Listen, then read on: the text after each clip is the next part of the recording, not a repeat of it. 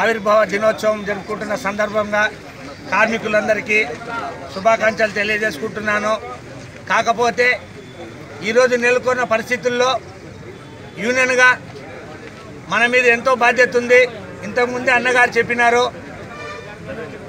తిరుపతి రీజన్కు మటుమాణిక్యము గుండెకాయ లాంటి వర్క్షాపును కడపకో నెల్లూరుకో తరలించాలని మేనేజ్మెంట్ కుట్ర పన్నింది. దాంట్లో భాగంగా ఎన్ఎంఈ ఒత్తాసు పలుకుతూ గత కొన్ని రోజులుగా ఎంప్లాయీస్ యూనియన్గా ఆడ టెంట్ వేసుకొని రిలే నిరాహారదీక్షలు చేస్తున్నా కూడా మేనేజ్మెంట్ స్పందించకుండా పోవడము చాలా దురదృష్టకరము.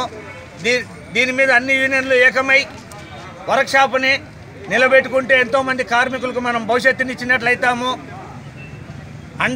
అండాదండగా ఒక ఎంప్లాయీస్ యూనియన్ ఉంటుంది. కాబట్టి మీరంతా గుర్తించి జరగబోయే కార్యక్రమాలకు ఇంకా అత్యధిక సంఖ్యలో పాల్గొని సమ్మెకైనా దేనికైనా ప్రాణ త్యాగానికైనా సిద్ధమై వర్క్షాప్ను నిలిపివేస్తున్న సర్వీసులను పునరుద్ధరించడానికై మనము త్యాగం చేయాలని సభాముఖంగా